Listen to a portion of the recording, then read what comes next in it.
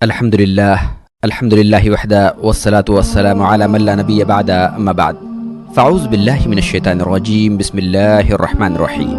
برادران اسلام، اللہ تعالیٰ کے فضل و کرم سے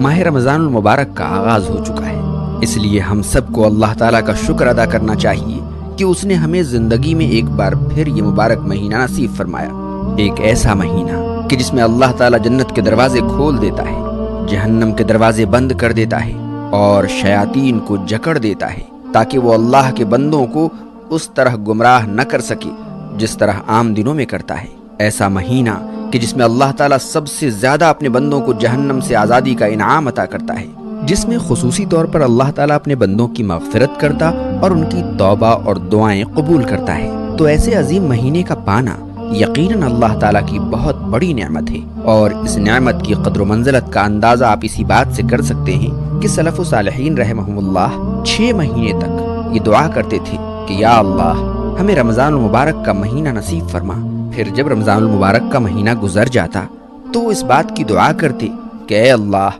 ہم نے اس مہینے میں جو عبادتیں کی ہیں تو انہیں قبول فرما، کیونکہ وہ اس بات کو جانتے تھے کہ یہ مہینہ کس قدر اہم ہے۔ لہٰذا ہمیں بھی اس مہینے کو غنیمت سمجھتے ہوئے اس کی برکات سے بھرپور فائدہ اٹھانا چاہیے۔ حضرت طلحہ بن عبداللہ رضی اللہ عنہ بیان کرتے ہیں کہ 2 آدمی رسول اللہ صلی اللہ علیہ وسلم کی خدمت میں حاضر ہوئے اور دونوں نے بیک وقت اسلام قبول کیا۔ اس کے بعد ان میں سے ایک آدمی زیادہ عبادت کرتا تھا اور وہ اللہ کی راہ میں شہید ہو گیا، جبکہ دوسرا آدمی جو پہلے آدمی کی نسبت کم عبادت گزار تھا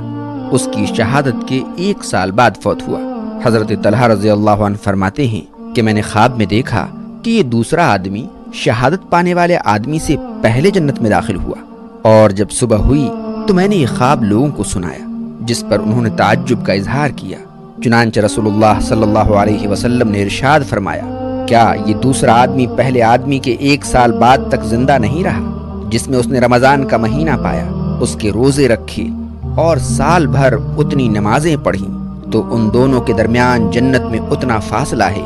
جتنا زمین و آسمان کے درمیان ہے، جیسا کہ ابن ماجہ اور ابن حبان میں ہے، جسے علامہ البانی نے صحیح کہا ہے۔ اس حدیث میں ذرا غور فرمائیں کہ 2 آدمی اکٹھے مسلمان ہوئے، ان میں سے ایک دوسرے کی نسبت زیادہ عبادت گزار تھا اور اسے شہادت کی موت نصیب ہوئی،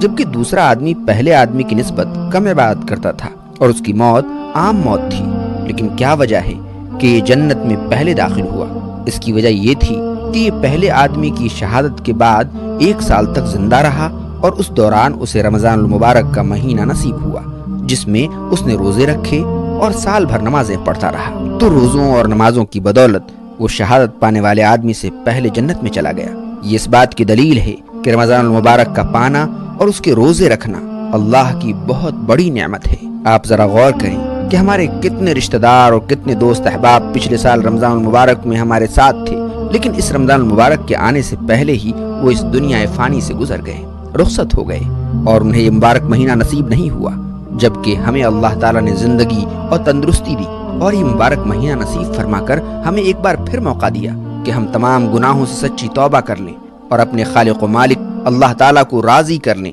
تو کیا یہ اللہ تعالیٰ کی بہت بڑی نعمت نہیں ہے؟ اور یہ بھی ہو سکتا ہے کہ یہ رمضان المبارک ہماری زندگی کا آخری رمضان ہو اور آئندہ رمضان کے آنے سے پہلے ہی ہم اس جہان فانی سے رخصت ہو جائیں، تو ہمیں یہ موقع غنیمت تصور کر کے اس کی برکات کو سمیٹنے کی بھرپور کوشش کرنی چاہیے۔ یہی وجہ ہے کہ جب رمضان المبارک کا مہینہ شروع ہوتا تو رسول اللہ صلی اللہ علیہ وسلم صحابہ اکرام رضوان اللہ علیہم اجمعین کو اس کے آنے کی بشارت سناتے اور انہیں مبارکباد دیتے، جیسا کہ حضرت ابو ہریرہ رضی اللہ عنہ روایت کرتے ہیں کہ رسول اللہ صلی اللہ علیہ وسلم نے رمضان المبارک کی آمد کی بشارت سناتے ہوئے فرمایا، تمہارے پاس ماہ رمضان آ چکا ہے جو کہ بابرکت مہینہ ہے، اللہ تعالیٰ نے تم پر اس کے روزے فرض کیے ہیں، اس میں جنت کے دروازے کھول دیے جاتے ہیں اور جہنم کے دروازے بند کر دیے جاتے ہیں، اور اس میں سرکش شیاطین جکڑ دیے جاتے ہیں، اور اس میں اللہ کی ایک ایسی رات ہے جو 1000 مہینوں سے افضل ہے، جو شخص اس کی خیر سے محروم رہ جائے